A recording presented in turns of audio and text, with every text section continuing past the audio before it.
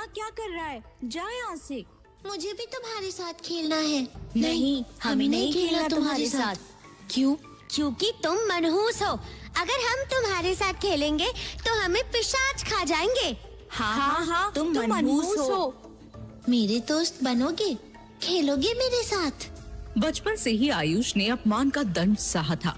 गांव वालों ने उसे अभागा, मनहूस, पनौती कहकर गांव से निकाल दिया था। वो मानते थे कि पैदा होते ही आयुष अपनी माँ को खा गया।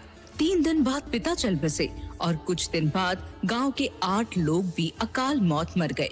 उन सब की मौत का जिम्मेदार गांव वालों ने उसे माना। 15 दिन का था जब लोगों ने उसे जला के मार देने की कोशिश की थी। उसके दादाजी उसे बचाकर गांव से दूर पहाड़ पर ले गए थे ताकि गांव पर उसकी छाया भी ना पड़े और सब उसे जिंदा रहने दे। आज आयुष को बचाने के लिए ही उसके दादाजी आचार्य वशिष्ठ ने विशेष अनुष्ठान में प्राण त्याग दिए और आयुष से अपनी मौत को एक राज रखने का वचन लिया। पर वक्त का खेल देखिए, जिस गांव से निकले हुए आयुष के सामने आज उसी गांव का सरपंच मदद की भीख मांग रहा था। आयुष, आचार्य जी को बुलाओ, मुझे उनसे जरूरी बात करनी है। आयुष को दादाजी की कही बात याद आ गई कि मृत्यु के बारे में किसी को कुछ पता नहीं चलना चाहिए। दादाजी तो किसी काम से बाहर गए हुए हैं। साथ आई दिव्या के पिता ने चौंकते हुए कहा, हम उनका यहीं इंतजार कर लेते हैं। नहीं, वो लंबी यात्रा पर गए हैं। उन्हें आने में हफ्ता भी लग सकता है। अब हम क्या करेंगे सरपंच जी? जितनी तेजी से सरपंच की धड़कनें चल रही थी, उतनी ही तेजी से उसका दिमाग भी। तो तुम ही हमारे साथ गांव चलो आयुष। आचार्य जी के साथ इतने साल से रह रहे हो, तुम्हें भी उनकी विद्याओं का ज्ञान होगा। क्यों? मैं तो अभागा मनहूस पनौती हूँ। यही सब कहकर मुझे गांव से निकाला था ना। दिव्या के पिता ने आयुष की बात काटते हुए कहा, आयुष, वो दिव्या की लाश गायब हो गई चिता से। ये सुनते ही आयुष के पांव तले जमीन खिसक गई।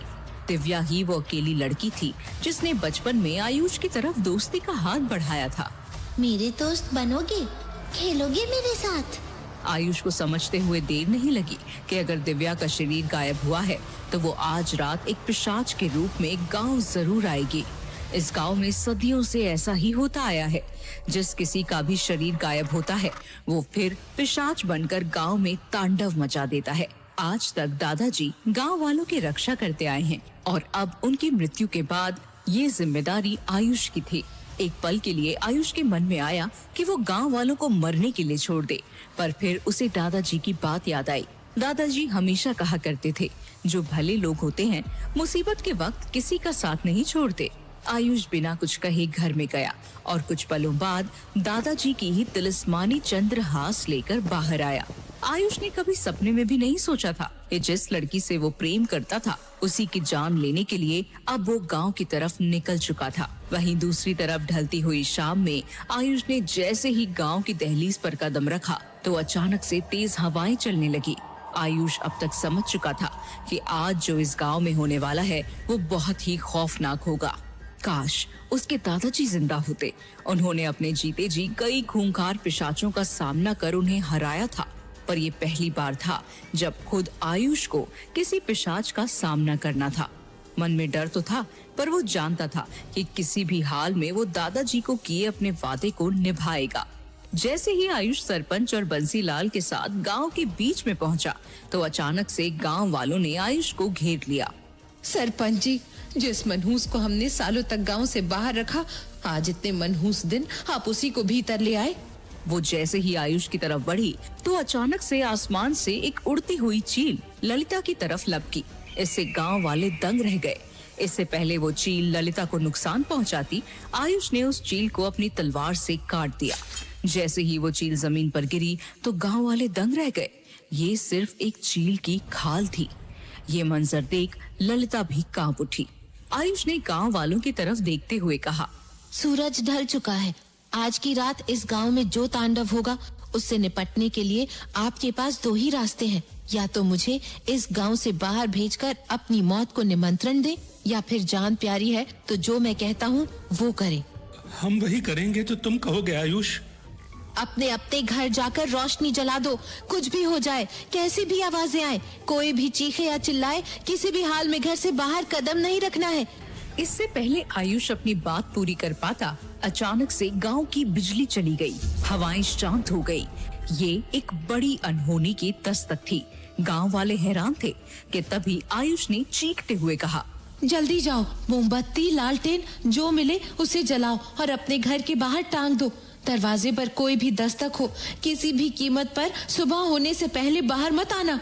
आयुष गांव की सकरी सड़क पर अकेला खड़ा हुआ था। तभी अचानक गांव के मुखिया के दरवाजे से अजीबोगरीब आवाजें आना शुरू हुई। ऐसी आवाज जैसे कोई लकड़बग्घा रो रहा हो। आयुष सतर्क हो गया। वो फौरन उस दिशा में भागा जहां से ये आवाज आ रही थी। जैसे जैसे आयुष उस आवाज की तरफ बढ़ रहा था, वो अजीबोगरीब आवाज अब हर दिशा में गूंज रही थी, मानो जैसे उन आवाजों ने आयुष को घेर लिया हो। जैसे ही दौड़ते हुए आयुष गांव के मुखिया दरवाजे तक पहुंचा, तो उसने देखा कि एक इंसान जमीन पर उल्टा लेटे हुए वो आवाजें निकाल रहा था। मैंने कहा था सभी गांव वालों को घर से बाहर ना निकलने को। तुम मरना चाहते हो क्या? आयुष के चिल्लाते ही वो इंसान शांत हो गया। वो ना तो हिल रहा था और ना ही वो आयुष की किसी बात का जवाब दे रहा था। ऐसा लग रहा था जैसे वो कुछ खा रहा हो। आयुष हल्के कदमों से उसकी तरफ बढ़ रहा था। जैसे ही आयुष उसके पास पहुंचा, अचानक से वो इंसान उड़ता हुआ आसमान में गायब हो गया। आयुष ने जमीन की तरफ देखा तो वहाँ चारों तरफ खून ही खून था और उस खून से लथपथ पड़ी थी एक बिल्ली की लाश, जिसके शरीर से पूरा खून चूसा हुआ था। उस बिल्ली के बदन पर बड़े बड़े दांतों के निशान थे। आयुष समझ चुका था कि ये कोई पिशाच ही था। पर क्या ये दिव्या का ही पिशाच था? दिव्या को पिशाच में बदले हुए ज्यादा वक्त नहीं गुजरा है। इस वक्त तो वो खून की प्यासी होगी और वो जितना खून पिएगी उतनी ताकतवर होती जाएगी।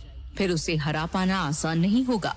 आयुष के पास वक्त कम था और तभी आयुष का नाम पुकारते हुए एक गांव वाला दौड़ता हुआ आयुष के पास आ रहा था।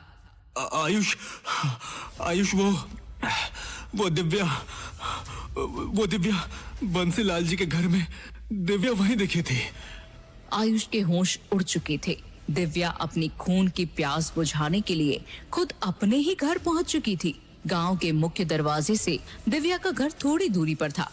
आयुष भी बिना वक्त गवाए दिव्या के घर की तरफ भागने लगा। दिव्या के घर से आ रही चीखें सुनते ही आयुष समझ चुका था कि दिव्या यहीं है। आयुष ने जैसे ही घर में घुसने की कोशिश की, दरवाजा अचानक से बंद हो गया। लाख कोशिशों के बावजूद भी कोई दरवाजा नहीं खुल रहा था। अंदर से बस लोगों के चीखने की आवाज आ रही थी। आयुष फुर्ती दिखाते हुए घर में घुसने का रास्ता ढूंढने लगा और तभी उसे वो खुली हुई खिड़की दिखाई दी। आयुष फौरन खिड़की से कूदकर अंदर दाखिल हो गया, पर अब घर के अंदर सन्नाटा था। आयुष को घर से अजीब सी बदबू आ रही थी, जैसे कि घर में कोई लाश घूम रही हो। आयुष ने अपने हाथ में चंद्रहास तलवार थाम ली और हल्के कदमों से वो कमरे से होता हुआ हॉल की तरफ बढ़ने लगा। घर के अंदर घनघोर अंधेरा था। आयुष अपनी जेब में लाइटर की तलाश कर रहा था, पर उसे महसूस हो रहा था जैसे कोई उसके आसपास ही है। आयुष लाइटर जलाने ही वाला था कि अचानक से किसी ने आयुष पर हमला किया। आयुष ने झुकते हुए खुद का बचाव किया और हॉल में रखी टेबल के पीछे जाते ही आयुष ने लाइटर जला दिया।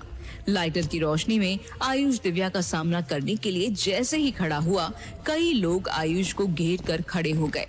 उनके हाथों में लठ थी। ये लोग कोई और नहीं बल्कि दिव्या के माता पिता और भाई थे। थोड़ी रोशनी में आयुष का चेहरा देखने के बाद वो लोग रुक गए। दिव्या के भाई विशाल ने उससे माफी मांगी। क्या तुमने दिव्या को देखा?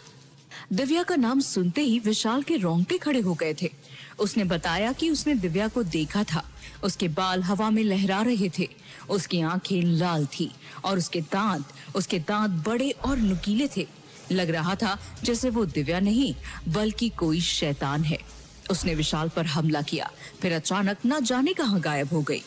विशाल की बात सुनकर आयुष हैरान था। अगर दिव्या यहाँ आई थी तो फिर वो बिना किसी का खून पिए कैसे भाग गई? क्या दिव्या मुझसे बच रही है? और अगर वो यहाँ नहीं है तो जरूर गांव में किसी और के घर पर हमला करने गई होगी। आयुष ने विशाल को दरवाजा बंद कर घर में रोशनी करने को कहा, जिसके बाद वो फौरन घर से निकलकर गांव में गश्त पर निकल गया। कुछ दूर जाते ही आयुष को जोर से एक औरत के चीखने की आवाज आई। औरत बार बार चिल्ला रही थी, बचाओ, मुझे बचाओ। आयुष उस आवाज का पीछा करते हुए उस घर तक पहुंच गया था। ये घर किसी और का नहीं बल्कि बुजुर्ग विधवा कमला का था। उसके दरवाजे पर खून के निशान थे। आयुष समझ चुका था कि दिव्या ने कमला पर हमला कर दिया है। आयुष अपनी तलवार थामे घर के अंदर जाने लगा। जैसे जैसे वो घर के भीतर घुसा, उसे अजीब सी आवाज आने लगी। घर में घनघोर अंधेरा था। अंधेरे में आयुष के हाथ वो लालटेन लगा जो दरवाजे पर ही टंगा हुआ था। आयुष ने जैसे ही लालटेन जलाया, सामने का मंजर देखकर उसके होश उड़ गए। अपने ठीक सामने उसने दिव्या को देखा, जो चमगादड़ों की तरह कमला के बदन से खून चूस रही थी। दिव्या के चेहरे पर खून लगा हुआ था। उसके नुकीले नाखून और पहने दांतों पर भी खून के छींटे थे। आयुष को यकीन नहीं हो रहा था कि एक वक्त जिस लड़की को वो पसंद करता था, जो इतनी खूबसूरत थी कि हर किसी की नजरें उस पर टिक जाती थी, वो कैसे राक्षसों की तरह कमला के मरे हुए जिस्म को नोच रही थी। आयुष को देखते ही दिव्या अपने रौद्र रूप में आकर उसके सामने हवा में उड़ने लगी, पर आयुष ने दिव्या पर वार करने की जगह उसके सामने से अपनी तलवार हटा ली।